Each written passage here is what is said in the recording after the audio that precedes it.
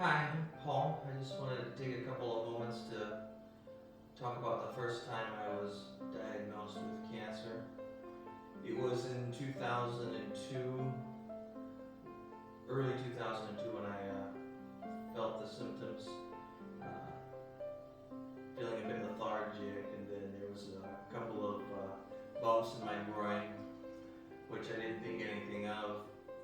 After dealing with several health problems, it came to the attention of my doctors that I had these bumps in my groin, and they investigated further with various scans and eventually a biopsy, in which case they found that I had non-Hodgkin's lymphoma. At that point I had made a lot of life changes, was looking forward to doing something new, and when I found out,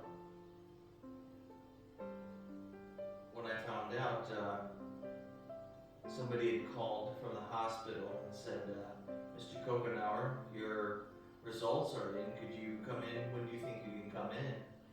And being a curious person by nature, I just couldn't wait till, I think it was the next day. I said, Miss, do you think you could tell me what the results were? And I just remember her saying, it's cancer.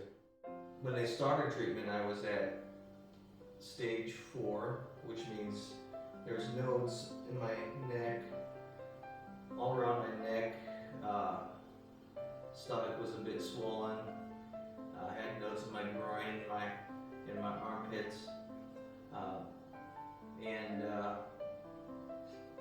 when I received the chemotherapy the first time, all of it was just flushed away, and I had no idea what it was. And it was just a relief to know that at least for a little while I wouldn't have to worry about having lumps or anything like that in my body. One of the things the doctors told me in Michigan a bit later on, in the beginning they may have told me, but I only remember it a bit towards the end, where it's like that the type of lymphoma I had, which was a mixed cell follicular lymphoma, is something that they don't consider clinically curable, as that most people will relapse several times in their life. But they said it's something that you live with. You live with lymphoma. At the end of my treatment, the doctor told me, don't worry, just go ahead and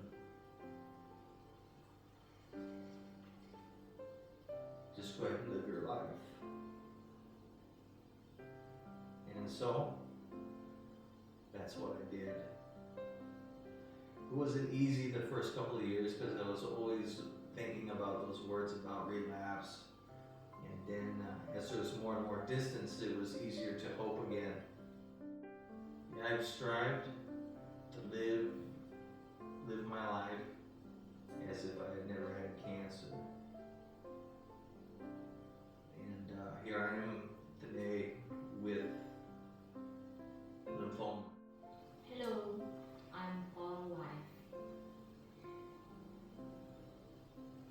The first, I wanna talk about my husband.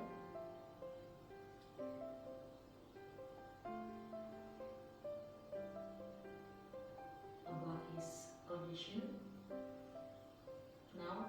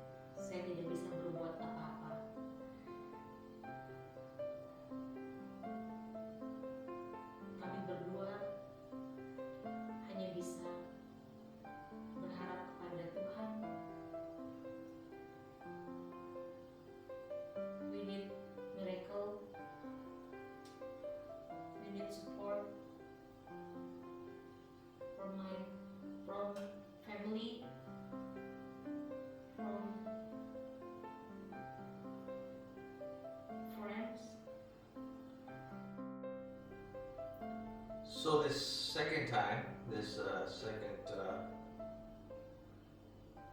round, I guess, fight against cancer,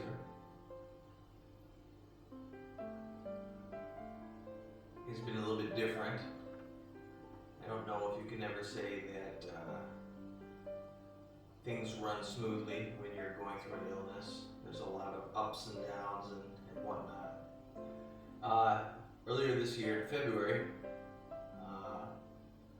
I was in shaving, and just been at Christmas, and during Christmas time I didn't have a beer or anything like that, and this is my habit, didn't shave for a couple of weeks, and I was shaving, and it was towards the end of January, and it'd been only a couple of weeks since I'd shaved. When I shaved, I noticed a node, a lump in my neck, which I knew was a node from my past experience. But it was just weird because before it started in the groin, I just never thought that you would have a node grow in your neck. So immediately went to go ahead and see a doctor and some specialists. Got a CT scan. Those things kind of indicated a relapse, and then people saying to do, maybe we can just, do a little bit of the treatment, maybe. So towards the middle of May and June of this year, the doctor told me, well, you're okay. Just come back in 6 months. And I had hope, and I was like, well, maybe I've dodged this bullet. Thank God I've dodged this bullet. And it just didn't seem right, because it just seemed like it was the wound here in my neck where they took it out was just hardening.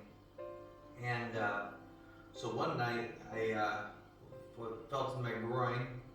And this was a couple of days after my birthday, and I was just very happy to be with my family, because this was a time, where I thought, I beat it. It wasn't what I thought it was. It wasn't that bad. I felt another bump, which I knew was not really good, and another lump in my groin.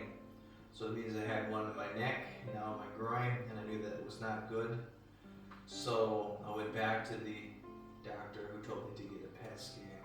So a lot of things have gone. It's not been the easiest thing. It's not been easy for my wife, because she's new to this. To my family members, they've already been through it. And it's different this time, because this time I have a lot to lose. My wife, my daughter, she's 13 now.